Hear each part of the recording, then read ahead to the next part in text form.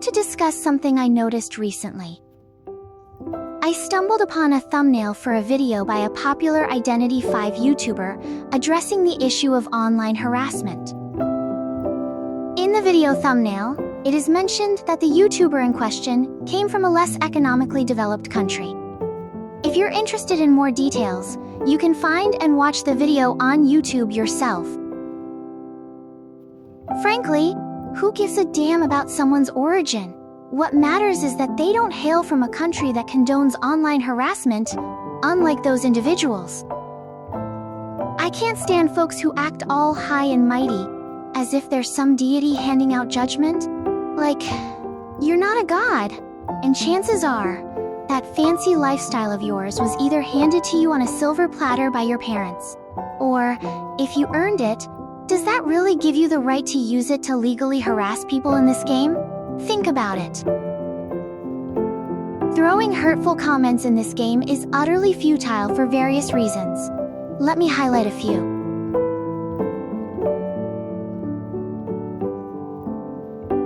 Before I delve into explaining why being toxic in this game is pointless, let's first explore the reasons why people begin to exhibit toxic behavior in Identity 5.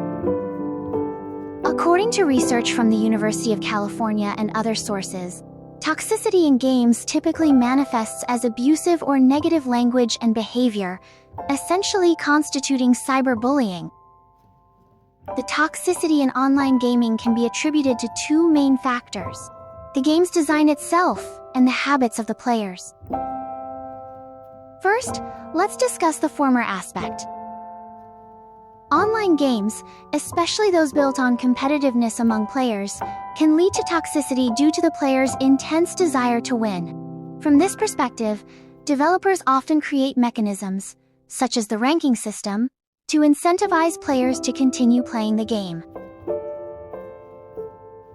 The ranking system serves as a catalyst, drawing players deeper into the game as they continually strive for higher ranks. The reasons are varied: a desire for a sense of accomplishment, the perception of achieving a superior social status in higher ranks, a feeling of security after winning that might elude them in real life, and more. In essence, the ranking system fuels a growing addiction as players chase these perceived benefits. Therefore, the developer implemented a ranking system to encourage players to persist in playing and strive for victories. This, in turn, can contribute to the emergence of an extremely toxic environment. The intense drive to win often leads individuals to become hostile towards each other. Players might direct their hostility towards teammates who underperform in the game, or they might unleash their hostility on opponents when facing defeat, creating a toxic environment. This toxicity tends to spread, with individuals exposed to abusive language often adopting and perpetuating the same behavior. This pattern is evident in the case of the mentioned YouTuber, who became a victim of this contagious toxicity. To make matters worse, the developer implements a rank system that resets with every season. This compels players to continuously strive to secure their rank, even if they have reached the highest tier multiple times before.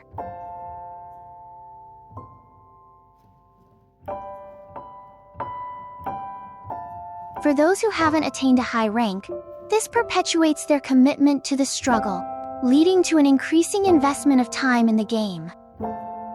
Consequently, this perpetuates the cycle of toxicity, fostering an environment where negative behavior thrives. Secondly, another factor contributing to gaming toxicity stems from the players themselves. Let's explore the different player types in the game. Generally, there are two major categories of Identity 5 players: casual players and hardcore players. We all can acknowledge that playing games serves as a condolence for stress, at least initially. Now, when it comes to casual players in Identity 5, their primary goal is to have fun. They typically engage in quick matches or duo hunters to share some laughs. Playing ranked matches is a rare occurrence for them, if it happens at all.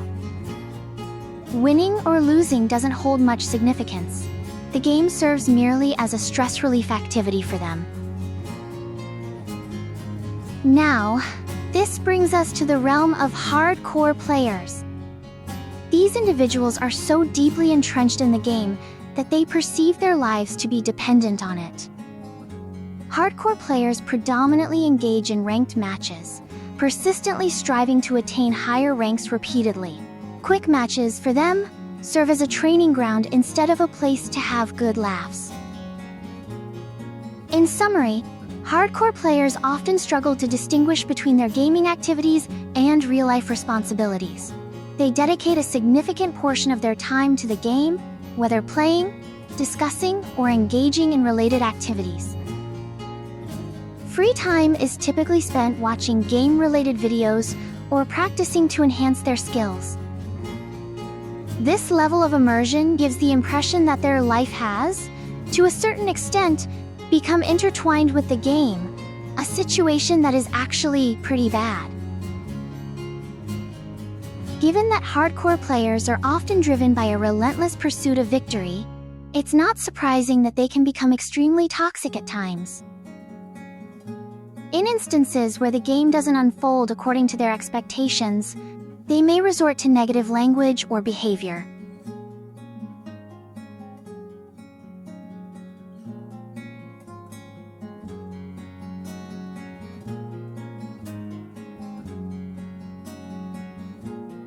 Furthermore, when they secure a win, they may feel compelled to shame others, perceiving themselves to be in a higher strata position. Now that you understand the reasons behind the toxicity in this game, let's discuss why engaging in toxic behavior in Identity 5 is actually meaningless.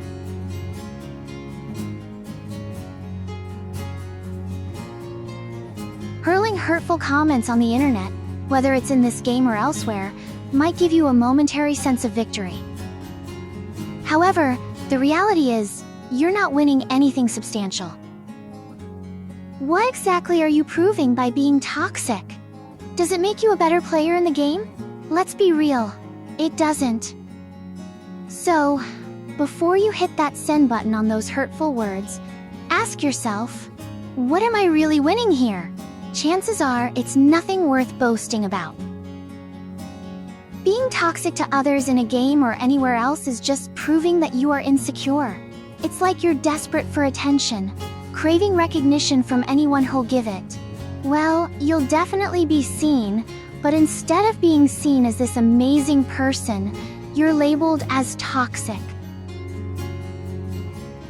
And what's your brilliant response to that? You double down, craving even more validation, perpetuating this sad, endless cycle of toxicity. Well, guess what? The problem isn't with the game or the community, it's squarely on your shoulders.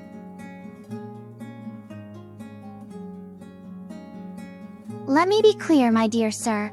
Your toxic behavior is a subtle contribution to the growing cases of clinical depression.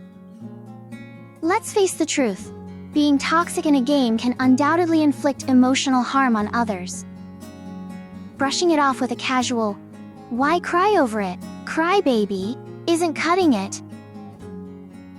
What if the person on the receiving end of your hurtful words is already grappling with hardships in their life? Maybe, just maybe, they're turning to a game as a way to find a momentary escape from their troubles and sadness.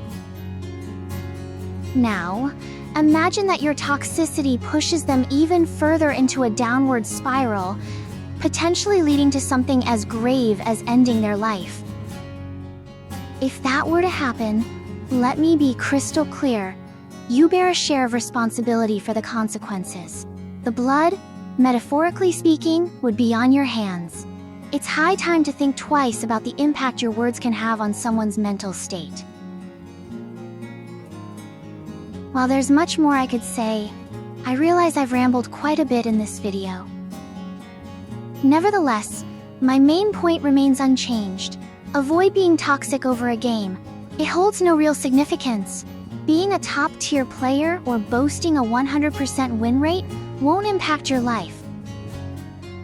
In the years to come, many of us will likely take significant steps in life, such as getting a job, getting married, and more. Winning or losing a game won't contribute anything substantial to our real lives. So, why take it so seriously? Thank you for listening to my rant. As always,